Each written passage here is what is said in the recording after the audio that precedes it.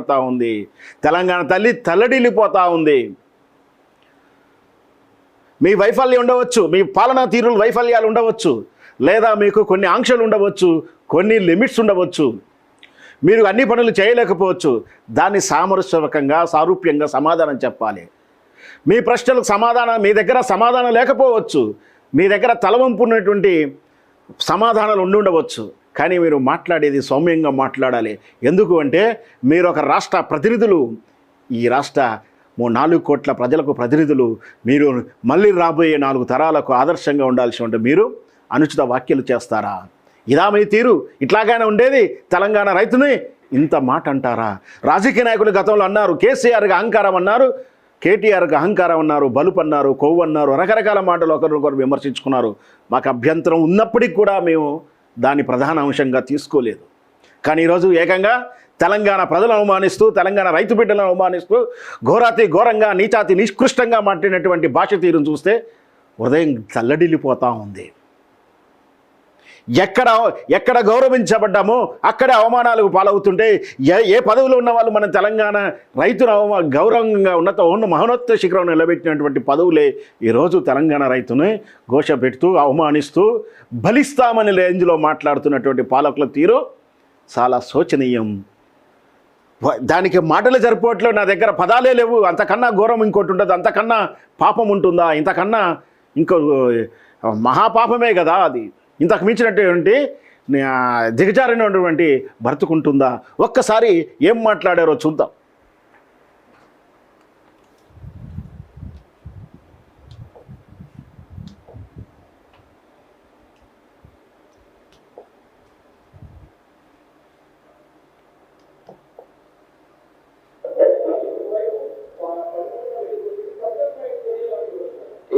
వీళ్ళ పోసి రక్తం తగ్గితే పంటల మీద అదే పండుతారు. ఎందుకంటే వీళ్ళ బలుపు కొవ్వు పంటలకి సరిపోతుంది. కరువు వచ్చింది, అందుకే 6 తడి పంటలు వేయండి అని చెప్పి 6 నెలల నుంచి ఒప్పుకుంటున్నాం.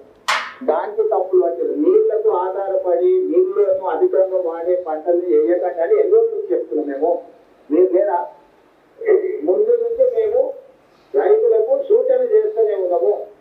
ఇప్పుడు కూడా మా సూచన ఒకటే, 6 తడి పంటలు. ఇది మాట్లాడిన తీరు.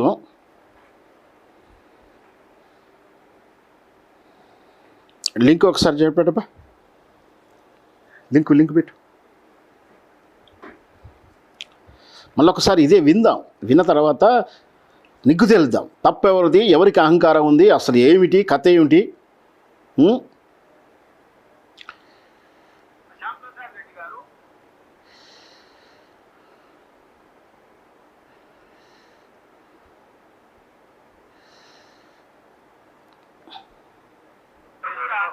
సూపర్ ఎఫెక్ట్ ఉంటుందని చెప్పేసి దాదాపు 8 నెలల నుంచి వెళ్ళి వాతావరణ శాఖ అధికారులు చెప్తూనే ఉన్నారు.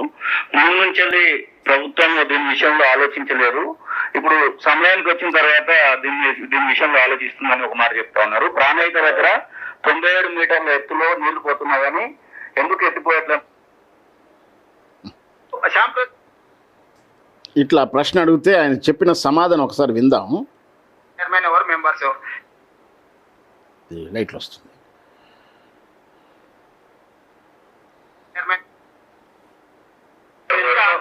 సూపర్ విషయంలో ఆలోచిస్తుందని ఒక మాట చెప్తా ఉన్నారు. ప్రాణహిత దగ్గర 97 మీటర్ల ఎత్తులో నీళ్లు పోతున్నాయని, ఎందుకు ఎత్తిపోయట్లనే మాట అప్పుడున్నటువంటి ఇరిగేషన్ ఇంజనీర్ చెప్తా ఉన్నారు. సార్, నేను అదే చెప్తున్నా. ఆయనకు ఈయనకు తెలివితేటలు ఎక్కువైనాయి. వీళ్ళిద్దరికి బెల్ట్ ట్రీట్మెంట్ ఇస్తే గానీ దారిలో పడరు.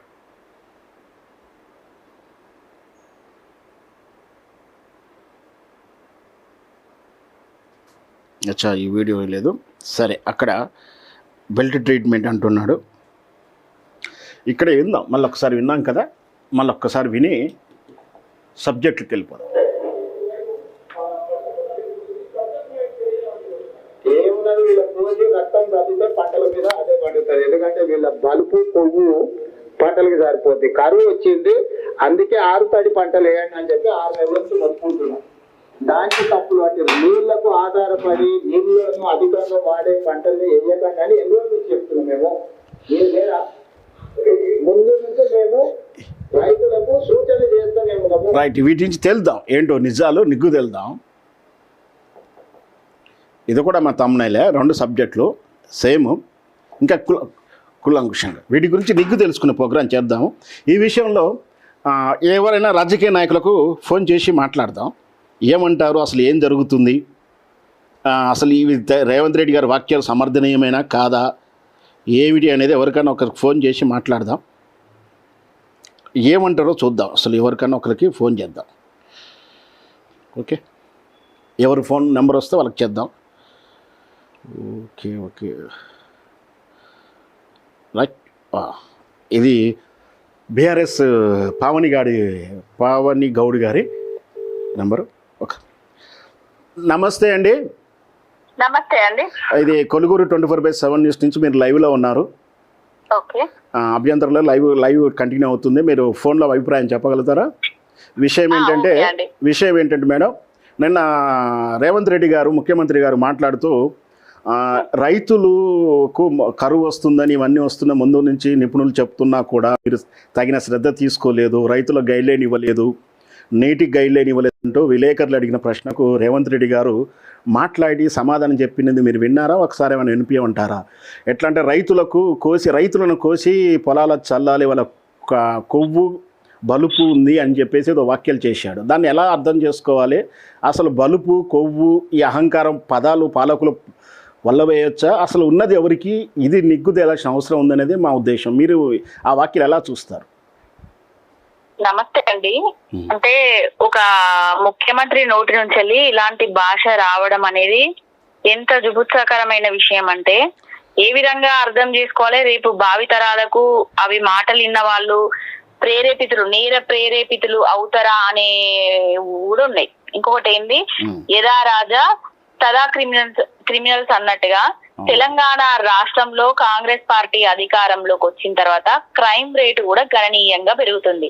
ఈయననేమో 2.5 ఏండ్లు దాదాపుగా 3 ఏండ్లు అవుతుంది వచ్చి ఏం చేసిండు తెలంగాణ రాష్ట్రానికంటే లాగుళ్ళల్లో తొండలిరిస్తా అన్నాడు, పండబెట్టి తొక్కుతా అన్నాడు, పేగులు మెడలో వేసుకుంటా అన్నాడు.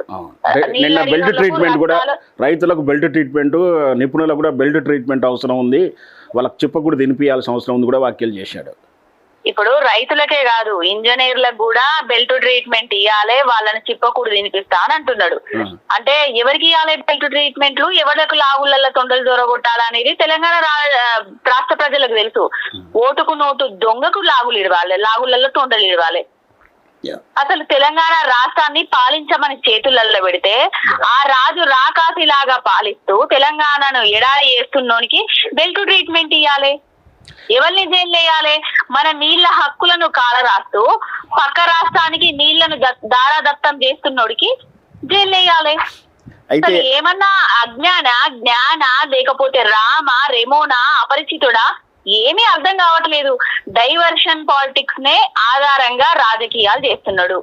ఏదన్నా అడుగుతారు అనే ఉద్దేశంతో రైతు బంధు వేయకుండా రైతు భరోసా అని చెప్పుకుంటూ తిరుగుతూ రైతు బంధును కూడా అరకొరగా వేస్తూ రైతులు ఏదన్నా మాట్లాడతారు మళ్ళా తిరగబడతారు అనే ముందే ఆలోచించుకొని మిమ్మల్ని జైలు వేస్తా, మీ రక్తాన్ని పొలాలకు వేస్తా, మీ లాగుళ్ళల్లో తొండలు తురగొడతా, మీ గుడ్లు వీకి గోళీలు ఆడతా, ఇవా అండి యాక్చువల్గా కదా అధికారంలో ఇచ్చింది? 60 ఏళ్ళు రైతు తల్లాడిండు. 10 ఎకరాలు ఉన్న రైతు కూడా పోయి వాచ్మెన్గా చేసిండు తెలంగాణ రైతు. ఈరోజు పంజాబ్ రైతుతో సమానంగా కాలర్ వేసుకునేటువంటి తెలంగాణ రైతు ఈ విధంగా అవమానించబడితే అసలు రైతు అనేవారు వృత్తే పోతున్న ఈ రోజుల్లో ఈ రైతుల పట్ల ఇటు అనుచిత వ్యాఖ్యలు చేయడాన్ని అసలు సమర్థనీయమా? అసలు ఏమిటి? అసలు తెలంగాణ రైతాంగాన్ని ఇట్లా బలిస్తాను, పొలాల చల్లుతాను, యూరియాగా చల్లుతాము, వాళ్ళ బలుపు కొవ్వు అనడం ఎంతవరకు సమర్థనీయం? ఆయనకు బలుపెక్కి కొవ్వెక్కి ఆయన దిగజారుడు మాటలు మాట్లాడుతున్నాడు. ఇప్పుడు ఆయనకు అధికారం వచ్చింది. అధికారం వచ్చిన తర్వాత ఆనాడు 60 ఏండ్ల కాంగ్రెస్ పాలనలో ఏ విధంగా కష్టాలు పడ్డామో ప్రతి ఒక్క బిడ్డకు తెలుసు. బోరింగ్ కాడికి పోయి బోరింగులు కొట్టినా కూడా నీళ్లు సక్రమంగా రాకపోతుండే. రాత్రి పవన్లు తేడా తెలియకుండా రేవంత్ రెడ్డి గారు భాషణ చావుకి వెళ్తే నీళ్లు చల్లుకొచ్చామని స్వయంగా అదే ఆయనే చెప్పిండ్రు చెప్పారు. కదా వాళ్ళ ఆయననే చెప్పిండు, మా తండ్రి చచ్చిపోతే నీళ్లు లేవు, నీళ్ల కోసం వాటర్ ట్యాంకులకు నేను ఫోన్ చేస్తే గప్పుడు వచ్చినాయి, నీళ్లు చల్లుకొని వచ్చినాము. కేసీఆర్ గారు పాలన వచ్చిన తర్వాత, తెలంగాణ రాష్ట్రం సిద్ధించిన తర్వాత కరువు లేకుండా ఉన్నది అని ఆయననే చెప్పిండు. Yes, మళ్ళీ అవన్నీ మర్చిపోయి దిగజారుడు రాజకీయాల కోసం కేసీఆర్ గారు గుర్తుకొస్తారు, కాళేశ్వరం నీళ్ళిస్తే అనే ఒకే ఉద్దేశంతో రైతుల పంట పొలాలకు నీళ్లు ఇవ్వకుండా సాధారం చేస్తున్నాడు. ఇంకొకటి, మనకు ప్రాణహిత ఉంటది, 365 రోజులు అక్కడ మేడిగడ్డ దగ్గర ఫ్లో ఉంటది. దాదాపుగా 50 టీఎంసీల నీళ్లు ఇప్పటికే సముద్రం పాలైపోయినాయి. ఉన్న నీళ్లను ఎత్తిపోసుకోండ్రి. మేడిగడ్డ తోటి కాకపోతే కన్నెపల్లి పంపు నుంచి నీళ్లను ఎత్తిపోసుకోవచ్చు, అన్నారం సుందిలకు పోయొచ్చు, అక్కడి నుంచి నంది గాయత్రి నుంచి ఎల్ఎండికి, మిడుమానేరుకు, అన్నపూర్ణకు, రంగనాయక సాగర్ కు, మల్లన్న సాగర్ కు, కొండపోచమ్మకు, గంధమల్లకు, రేపు హైదరాబాదు పరిశ్రమలకు, తాగునీటికి, ప్రజలకు సాగునీటికి అన్నిటికీ అయితది అని మా వాళ్ళు ఎంత చెప్పినా చెబుతోనే ముందట శంఖమూదినట్టే అవుతుంది తప్ప ఈ లావులల్లో తొండలు దొర్ర కొడతా అనే మాటలలో ఉన్న ఇంట్రెస్ట్ నీళ్ళు ఇయ్యడంలో లేదు. ఎందుకంటే నాకు అర్థం కావట్లేదు. ఇచ్చిన హామీలను నెరవేర్చడంలో లేదెందుకు? 6 గ్యారంటీలు ఏమైనాయి, 420 హామీలు ఏమైనాయి, నిరుద్యోగులకు 2 లక్షల ఉద్యోగాలు ఏమైనాయి? కనీసానికి ఇవన్నిటి మీద కూడా ఎవరు మాట్లాడినా వాళ్ళని జైళ్ళల్లో వేస్తాడు, అక్రమ కేసులు ఫిరాయిస్తున్నారు. ఇప్పుడు మళ్ళా నీళ్లు కావాలి రామచంద్ర అని అడిగితే మిమ్మల్ని బెల్ట్ ట్రీట్మెంట్ ఇస్తా, మీ రక్తం ఏర్లై పారుస్తా, ఇదా అండి ఒక నాయకుడు మాట్లాడే మాటలు? మేడం ఒకటి ఇన్నాళ్ళు విమర్శించుకున్నారు, అహంకారం అనే బలుపను ఇంకా ఏవో రకరకాల వ్యక్తిగత అలవాట్ల గురించి, వ్యక్తిగతంగా లేని ఒకటి మహిళల పట్ల కథనాలు వండి వార్చుకున్నారు. ఇన్నాళ్ళు ఈ విమర్శలన్నీ కూడా రాజకీయ నాయకులు ఒకరినొకరు విమర్శించుకున్నారు అనే దృక్పథంతో మాలాంటి జర్నలిస్టులం కానీ, తెలంగాణ ఉద్యమకారులం కానీ కన్సిడర్డ్ అంటే చూచి చూన్నట్టు బాధపడుతున్నా కూడా ప్రశ్నించలేదు. కానీ ఈరోజు ఏకంగా తెలంగాణ రైతులను, నిపుణులను కూడా ఈ విధంగా మాట్లాడే స్థాయికి వచ్చారంటే ఇప్పుడు మనం దాన్ని ఎలా చూడాలో, దీనికి పరిష్కారం లేదా? రేపొద్దున ఇంతకన్నా ఇంకా దిగజారిన భాష, ఇంకా జారినటువంటి ఇప్పుడు తొండలేస్తాను అంతవరకు అంటున్నాడు. రేపు భవిష్యత్తులో 2 రోజుల తర్వాత బెడ్ ట్రీట్మెంటో ఆల్రెడీ ప్రశ్నించే వాళ్ళని తీసుకెళ్ళి 3rd డిగ్రీ పెట్టేస్తూ ఉన్నారు. రేపొద్దున ఇట్లాగే జరుగుతూ పరిష్కారం లేదా?